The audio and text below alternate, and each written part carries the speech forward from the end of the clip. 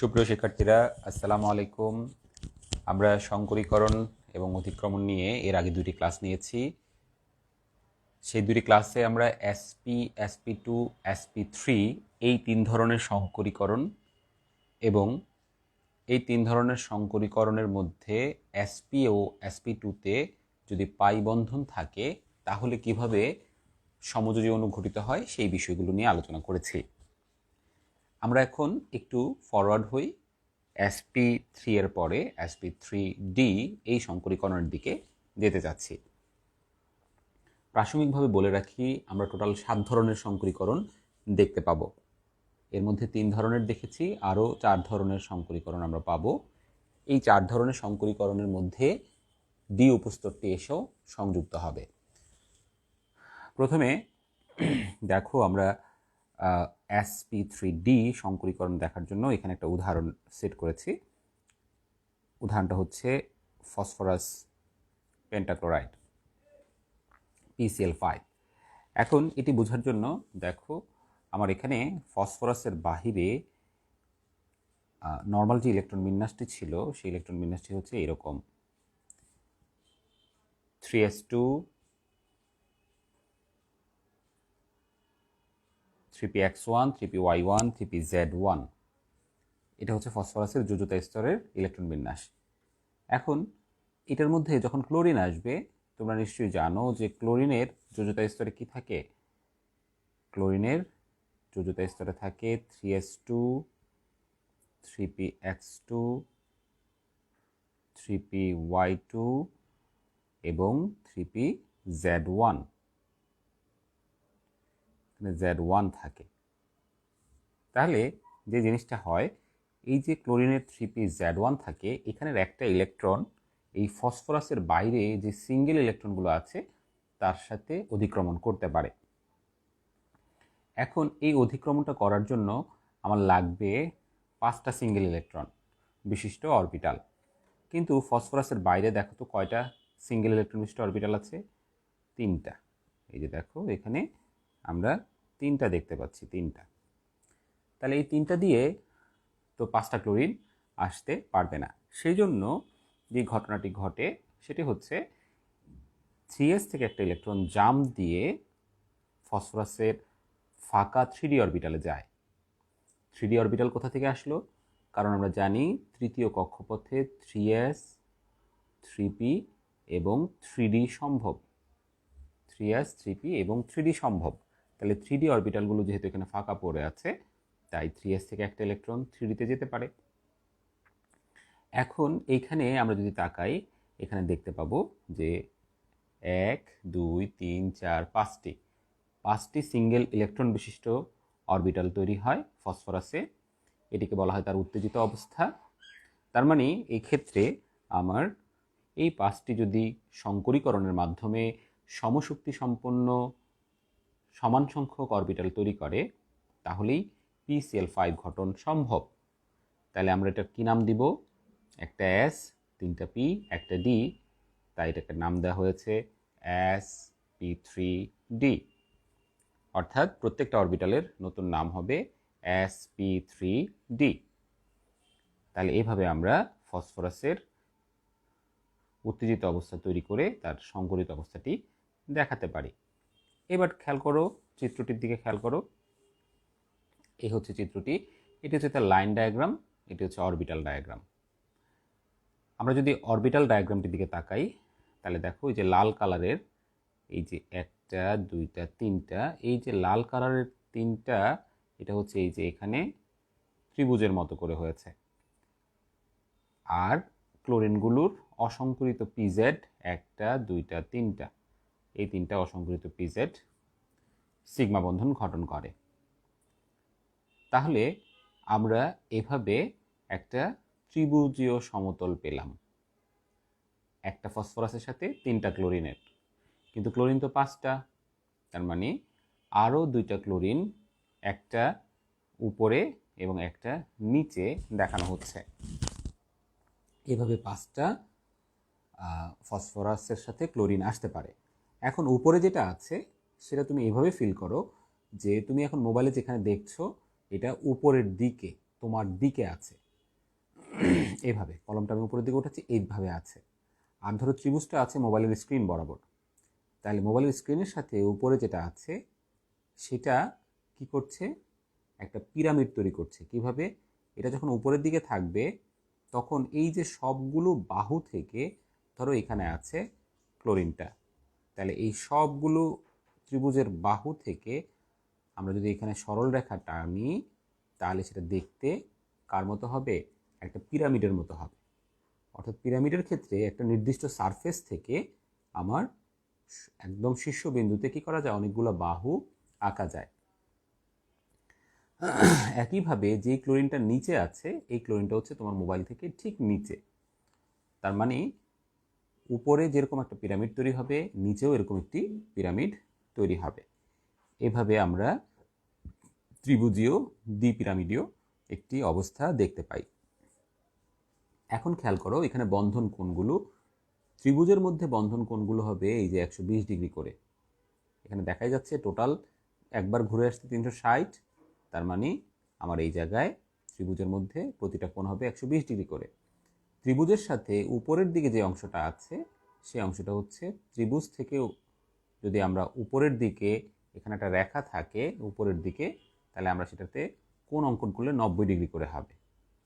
ঠিক আছে, আবার ঠিক নিচেও ত্রিভুজের সাথে যে রেখাটি আছে সেটি কোণ অঙ্কন করলে 90 ডিগ্রি হবে। এভাবে আমরা 120 ডিগ্রি এবং 90 ডিগ্রি কোণের দেখা পাই এই যৌগটিতে। এছাড়া তুমি যদি উপরের বাহুটার সাথে নিচের বাহুটার কোণ অঙ্কন করো এইভাবে, তাহলে সেটা 180 ডিগ্রি হয়, কিন্তু এই জিনিসটি সাধারণত দেখানো হয় না। সো এইভাবে আমরা সাধারণভাবে দেখতে পাই যে PCl5 ত্রিভুজীয় দ্বিপিরামিডীয় এবং বন্ধন কোণ হচ্ছে 120 ডিগ্রি ও 90 ডিগ্রি।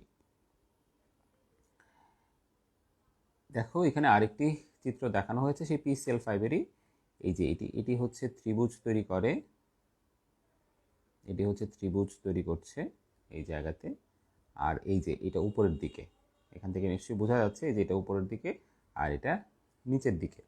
এবং এই যে কথাটি একটু আগে বলছিলাম পিরামিড বোঝানোর জন্য, এই যে দেখো এটা হলো ত্রিভুজীয় সারফেস, এই সারফেসের বিভিন্ন জায়গা থেকে তুমি এভাবে শীর্ষবিন্দুতে রেখা টানতে হবে। তাহলে এই শীর্ষবিন্দুতে যখন তুমি এভাবে রেখা টানবে, দেখো আমি যদি এটাকে একবারে অসংখ্য রেখার সমন্বয় চিন্তা করি, তার মানে জিনিসটা দেখতে অনেকটা এরকম হবে।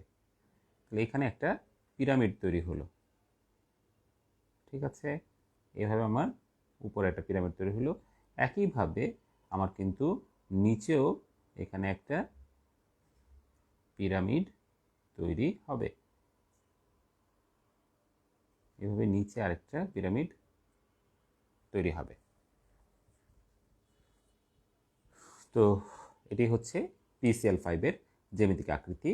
তার মানে এখান থেকে তাহলে আমরা কি বুঝলাম, PCl5-এ 5টি বন্ধন জোড় আছে, এটি দেখতে ত্রিভুজীয় দ্বিপিরামিডীয়, এর বন্ধন কোণ 120 ডিগ্রি 90 ডিগ্রি এবং এটাতে sp3d সংকরীকরণ দেখতে পাওয়া যায়। আরেকটি চিত্র দেখো সে একই sp3d এর, এই যে এখানেও দেখো এই যে এটি হচ্ছে ত্রিভুজ। আমি একই যোগের কয়েকটি চিত্র রেখেছি যাতে তোমাদের যে কোনো একটা থেকে বুঝতে সুবিধা হয়, আর সবগুলো বুঝলেও সমস্যা নেই, তারও ভালো। তাহলে দেখো এই যে এখানে একটা গিয়েছে এখানে একটা গিয়েছে, তার মানে এটি হচ্ছে ত্রিভুজীয় দ্বিপিরামিডীয়।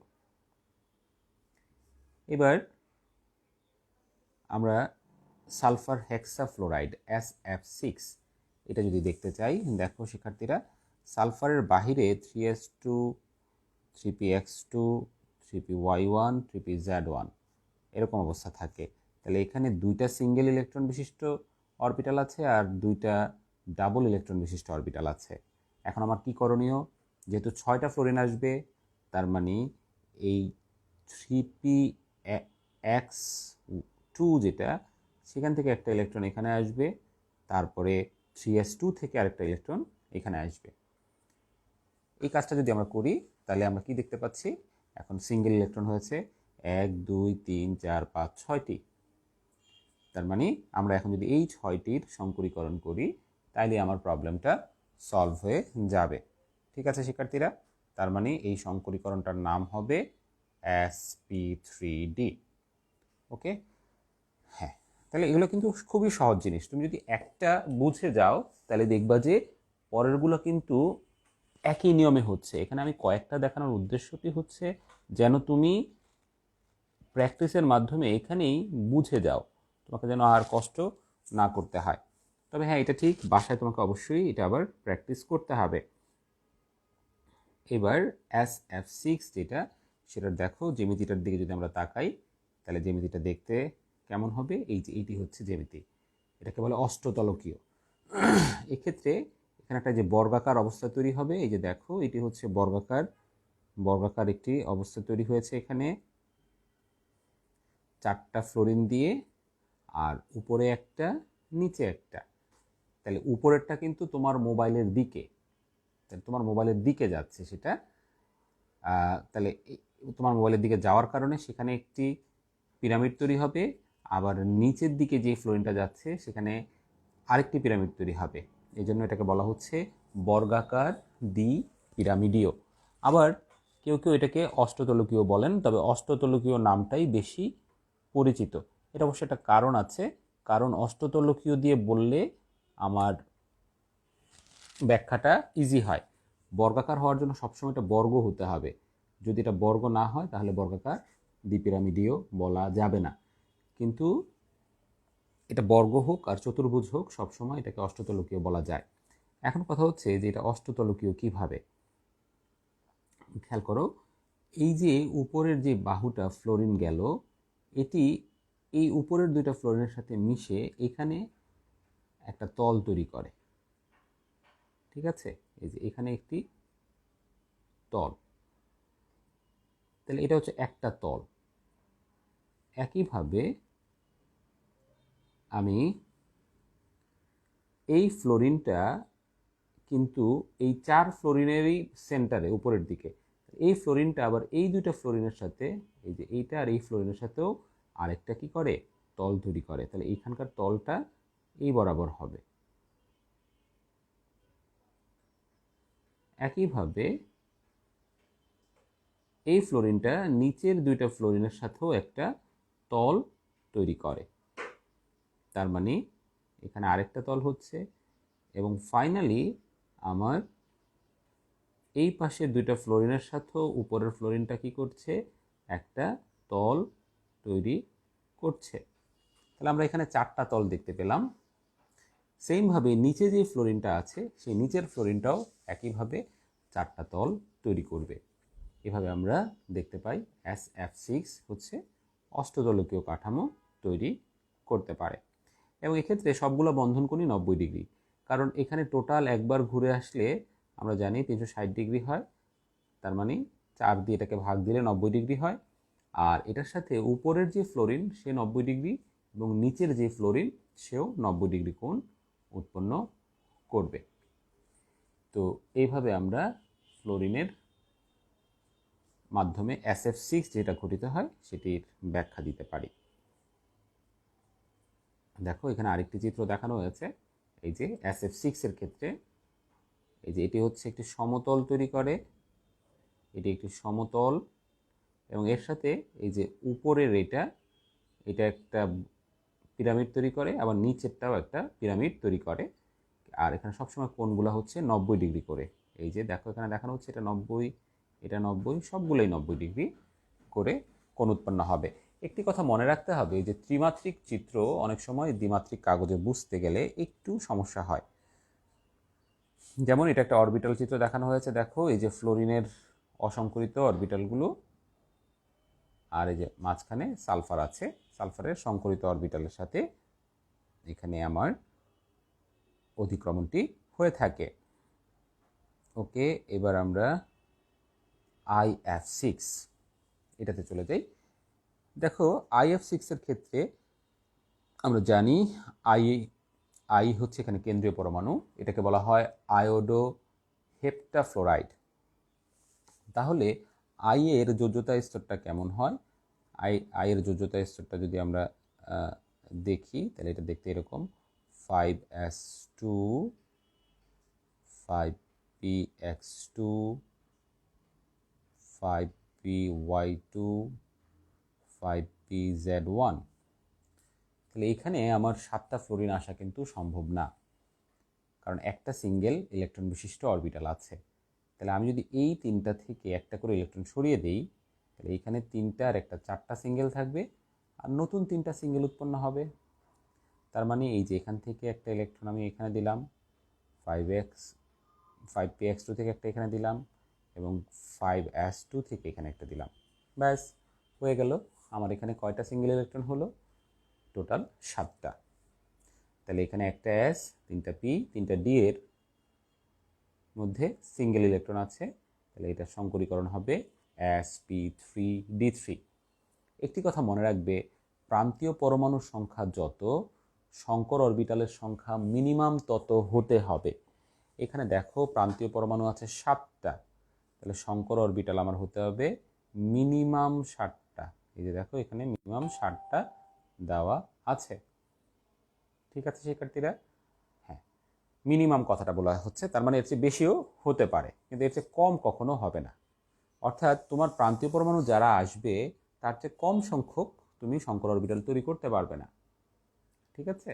ধরো তুমি কোনো প্রতিযোগিতায় 3জনকে ফার্স্ট সেকেন্ড থার্ড পুরস্কার দিবে, এখন তোমার কমপক্ষে 3টা পুরস্কার কিনতে হবে।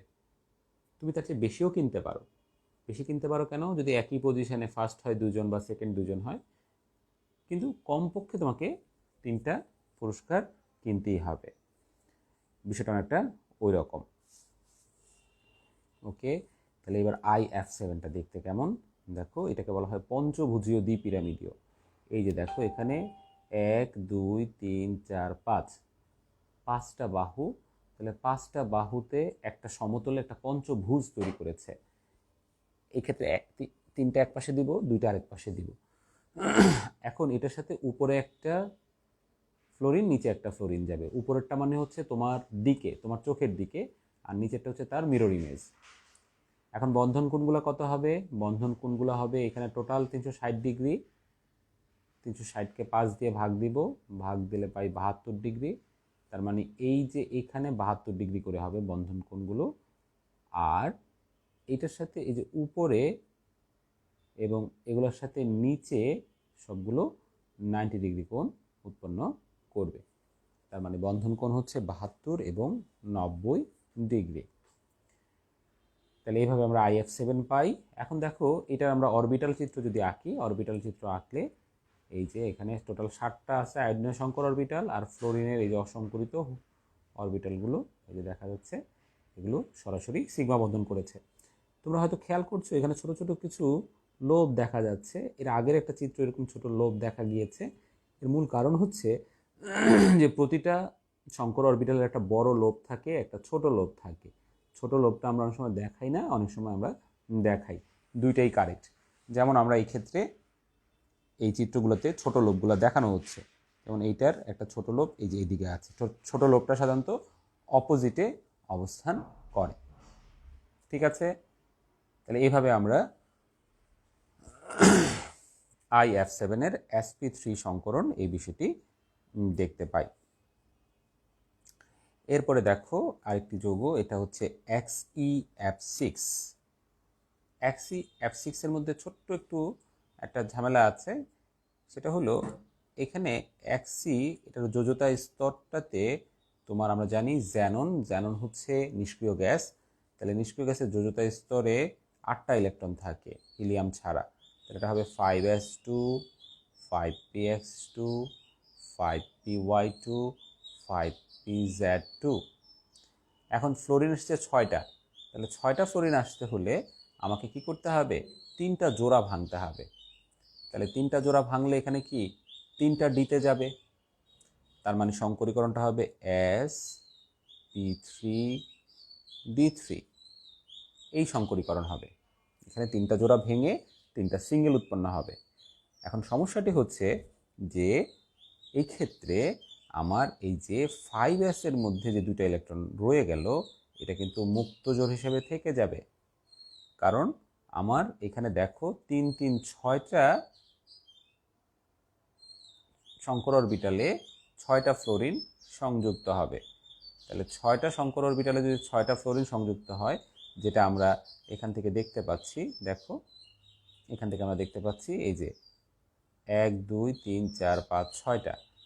আর ওই যে অ্যাসের যে দুটো ইলেকট্রন থেকে যাবে, এটা যে কোনো একটা সাইড দিয়ে বের হবে, যেমন এখানে দেখানো হচ্ছে এই সাইড দিয়ে বের হচ্ছে।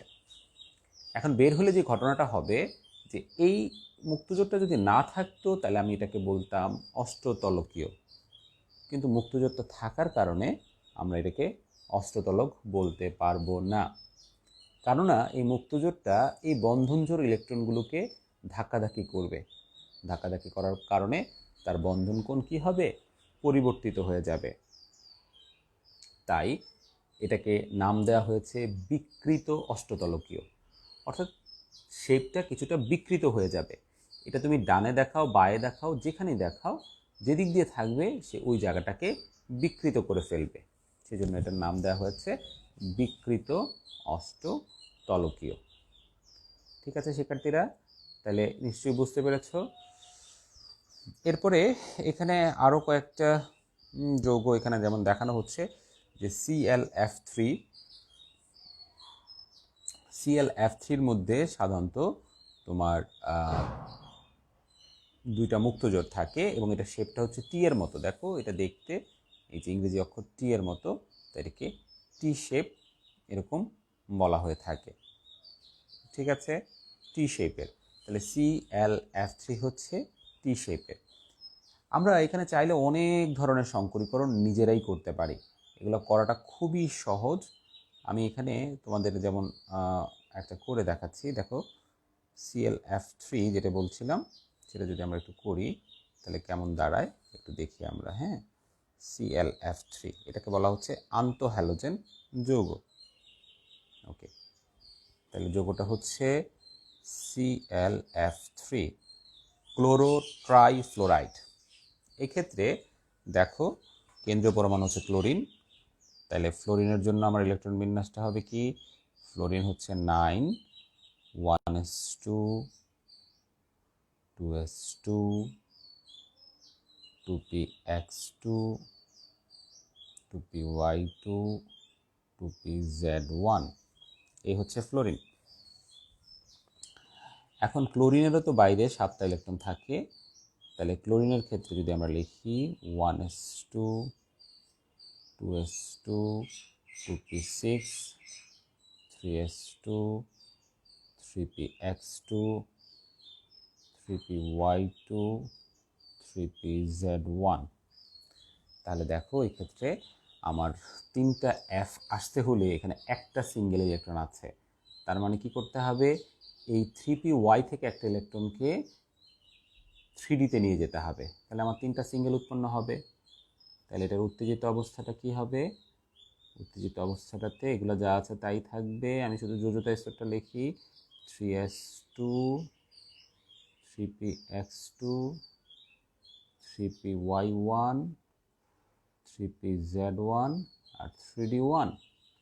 তাহলে এই 3টার মধ্যে আমার ফ্লোরিন ঢুকবে, কিন্তু ওই যে কথা হচ্ছে যোজতা স্তরে যদি কোনো অরবিটালে উত্তেজিত অবস্থায় 2 ইলেকট্রন থাকে তাহলে সেটাকেও সংকরীকরণে নিতে হয়। তার মানে এই পুরোটাই সংকরীকরণ হবে। তার মানে এই সংকরীকরণটার নাম কি?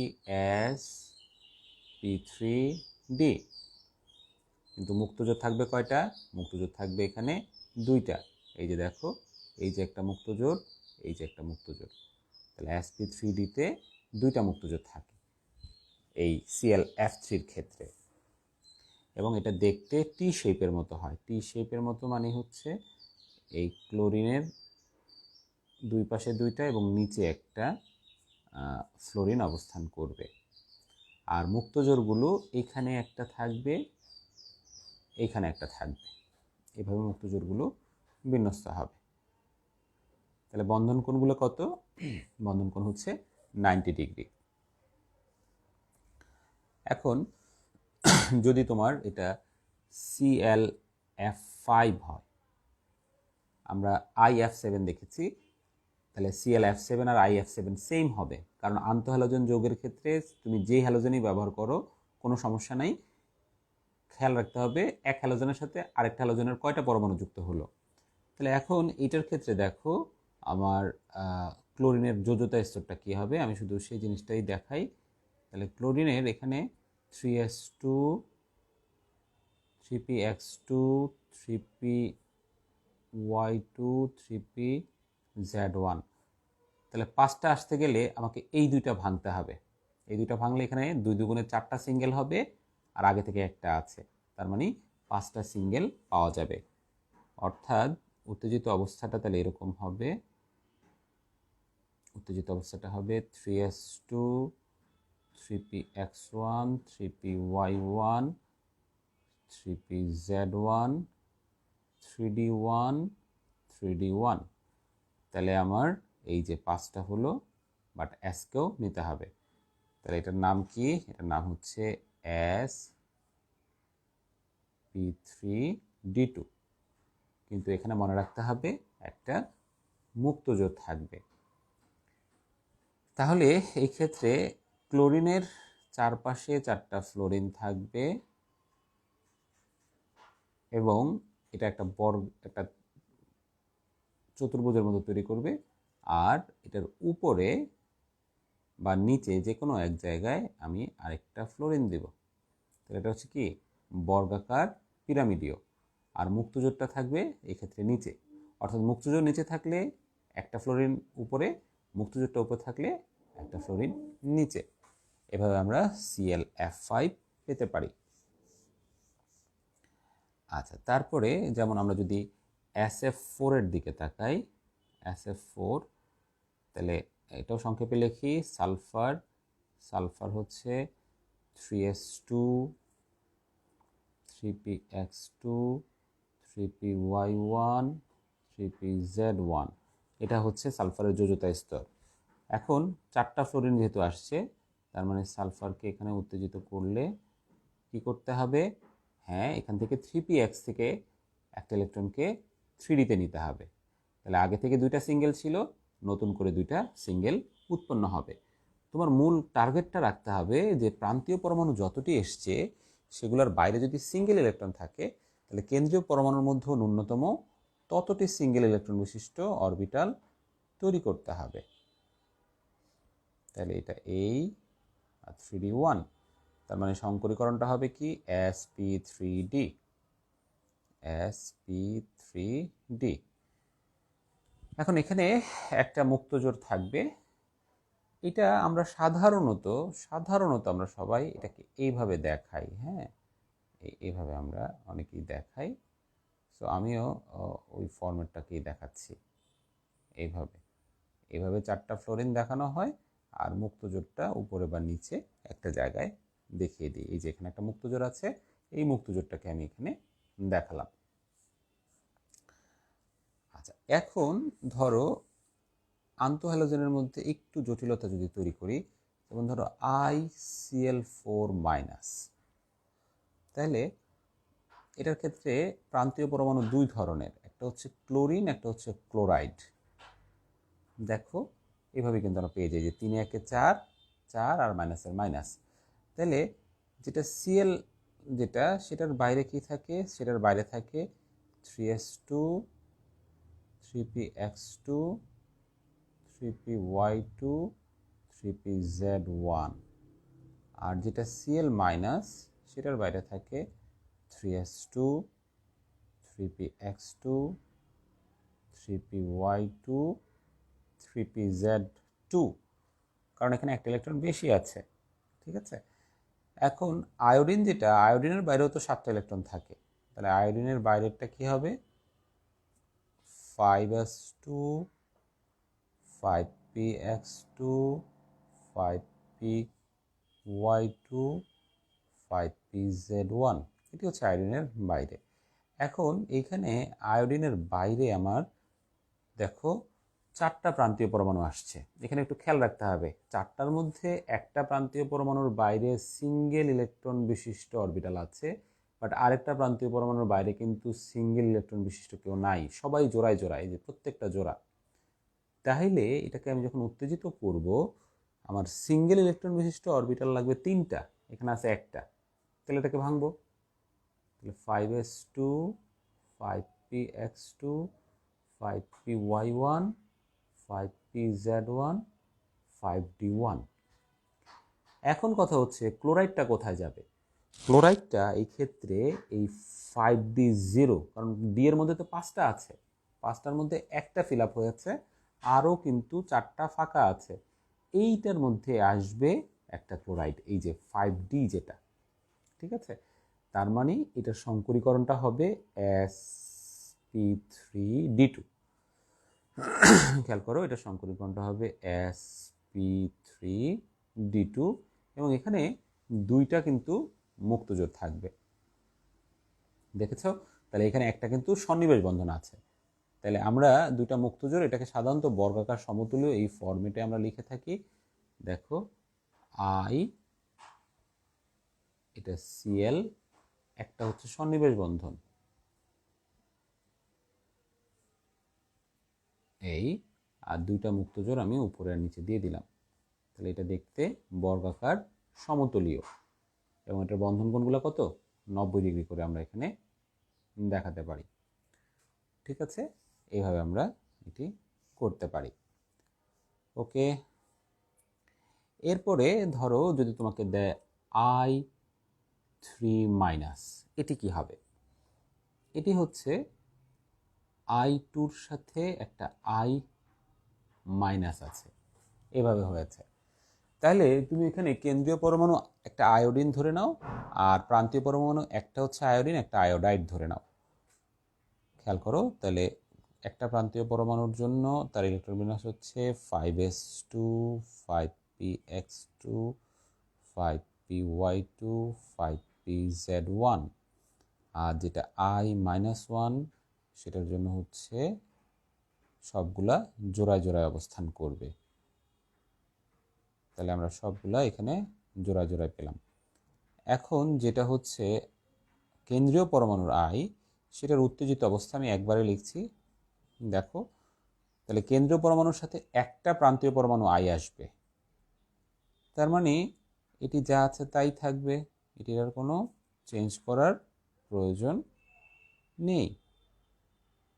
সাথে এখানে একটা 5d0 নিব। কেন? এই 5d0-র মধ্যে এখান থেকে একটা আসবে, অর্থাৎ এইখানে একটা I- সন্নিবেশ বন্ধন করবে, আর এইখানে একটা I সমযোজী বন্ধন করবে, আর 3টা মুক্তজোড় থাকবে। তাহলে সংকরীকরণটার নাম কি? sp3d। sp3d, 3টা মুক্তজোড় আর 2টা বন্ধন জোড়। তাহলে এটা শেপ কি হবে? 3টা মুক্তজোড় আর 2টা বন্ধন জোড় যখন হয়, তখন জিনিসটা দেখতে এরকম। মুক্তজোড়গুলো এইভাবে মোটামুটি 120 ডিগ্রি অ্যাঙ্গেল করে অবস্থান করবে। ঠিক আছে শিক্ষার্থীরা, দেখো কত মজার জিনিস। আসলে দুই একটা যখন বোঝা হয়ে যায়, তখন বিষয়গুলো একবারে ইজি হয়ে যায়। ওকে, এইবার দেখো আমরা যদি আরেকটু ফরওয়ার্ড হই, XeF4, এটা কিভাবে হবে?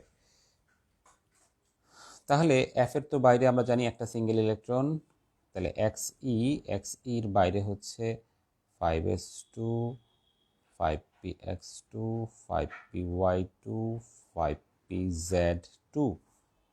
তাহলে এটাকে যদি আমরা উত্তেজিত করি, কি করতে হবে? 2টা জোড়া ভাঙতে হবে। কেন?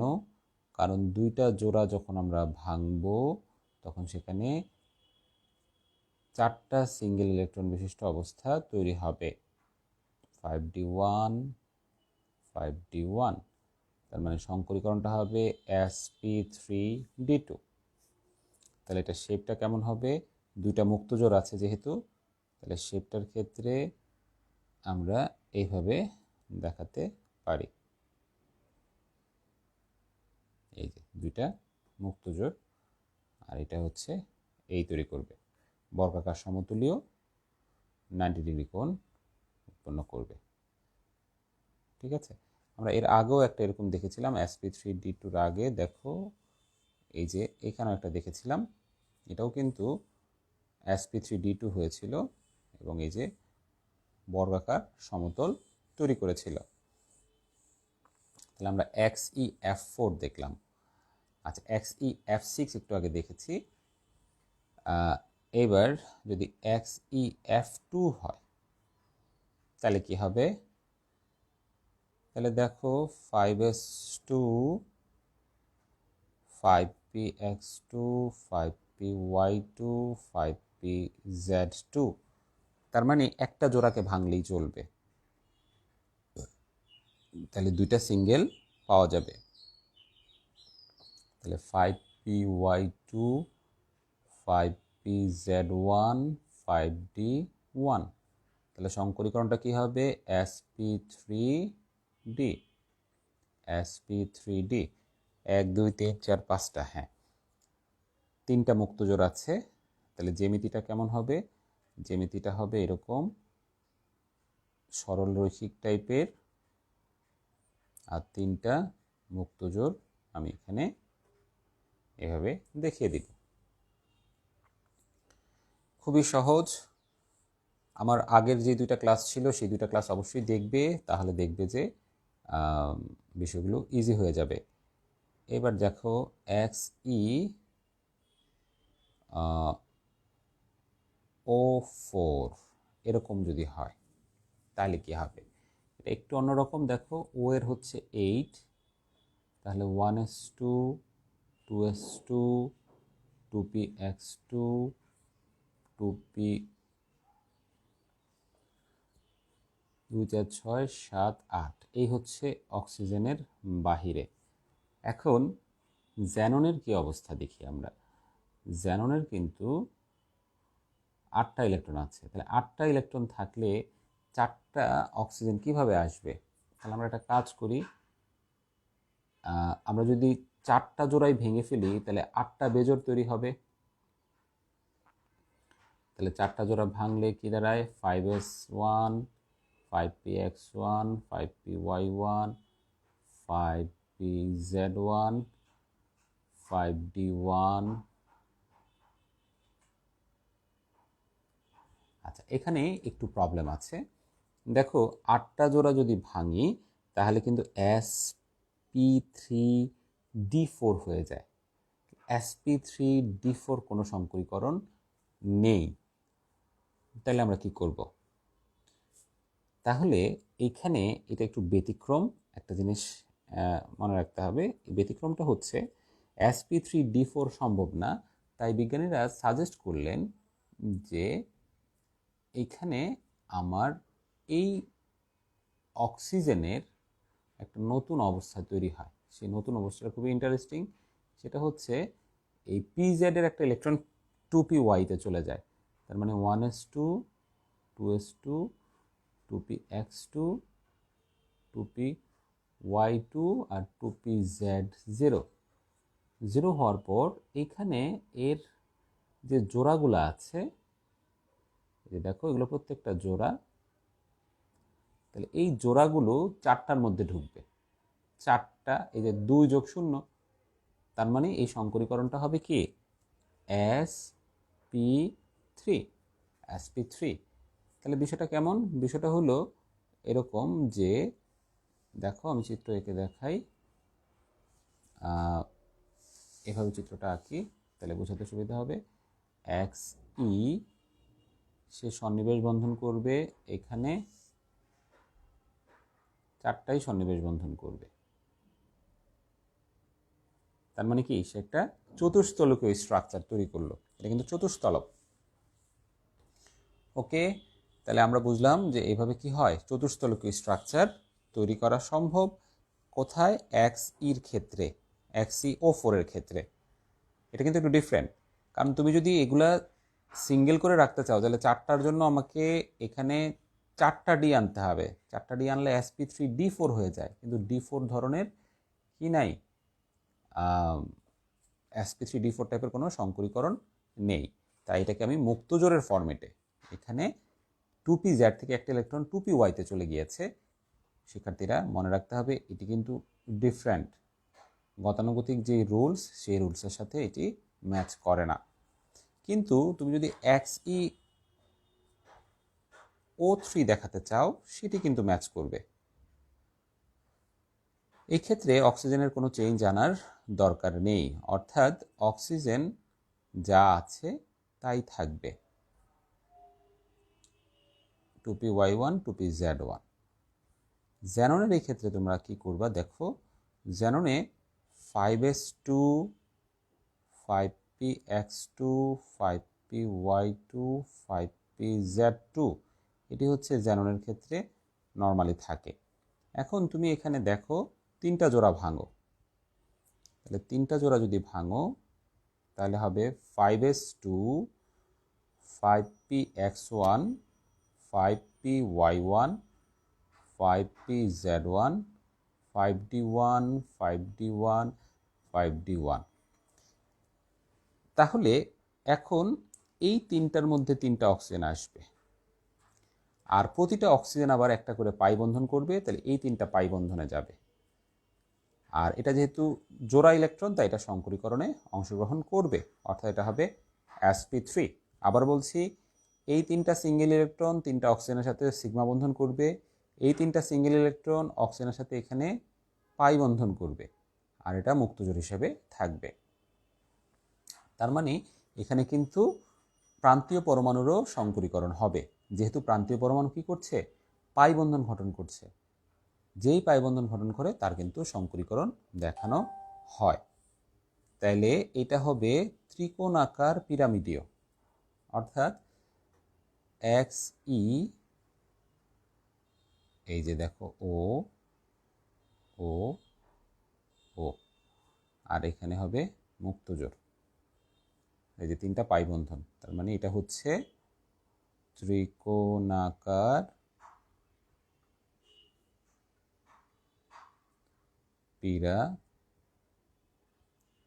পিরামিডীয়।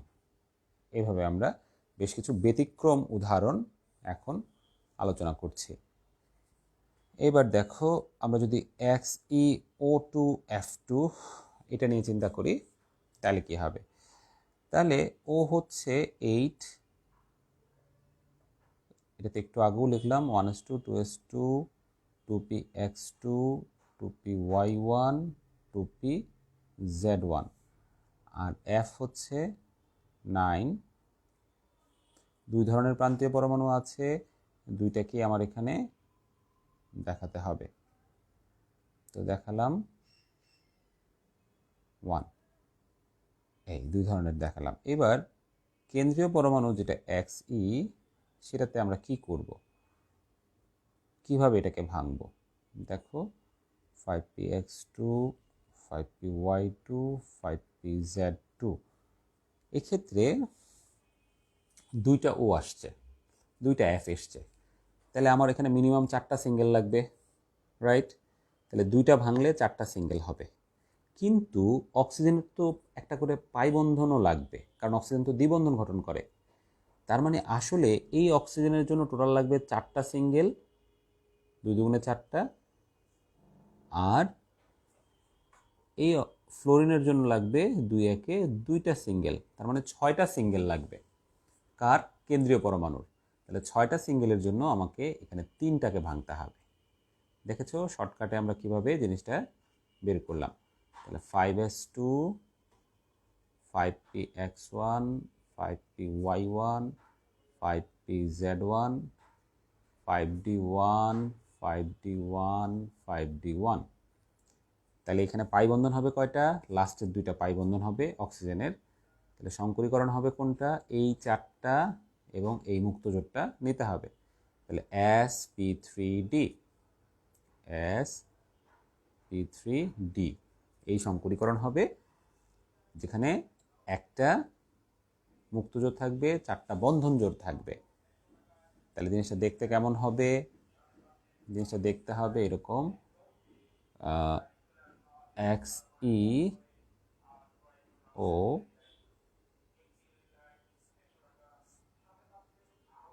FF আর একটা মুক্তজোড় থাকবে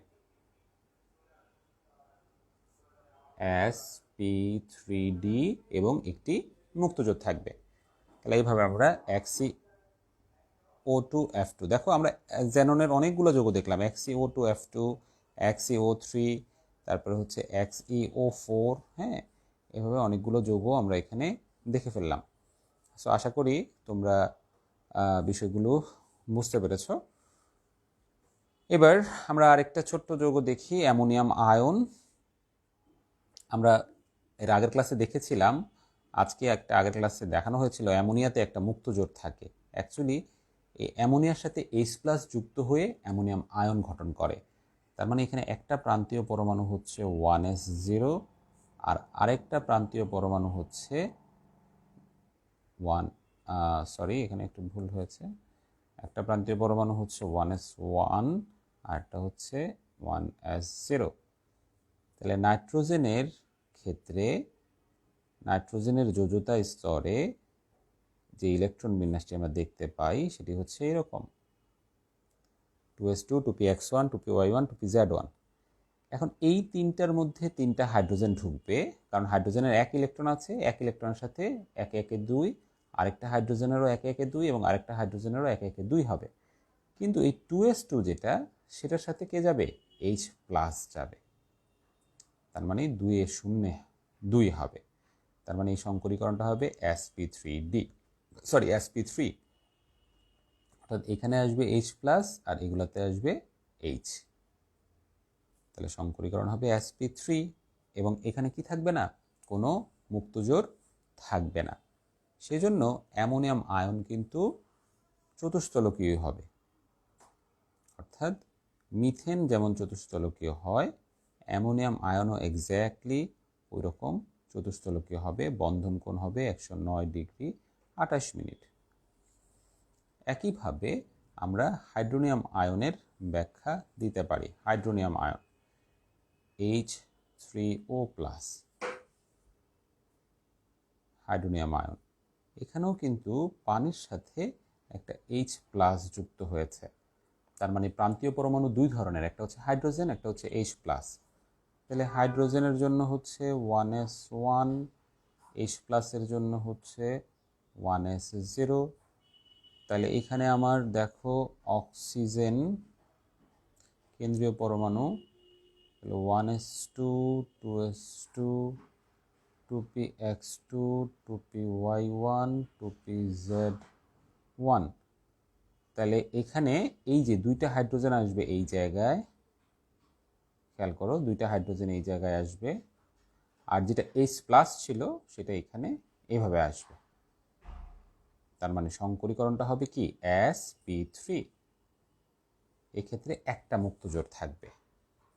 তাহলে sp3-তে একটা মুক্তজোড় থাকলে সেটা সাধারণত ত্রিকোণাকার পিরামিডীয় টাইপের হয়, অর্থাৎ এইভাবে এখানে H+ আর এগুলো হবে H, আর এখানে এটা মুক্তজোড় আকারে থেকে যাবে।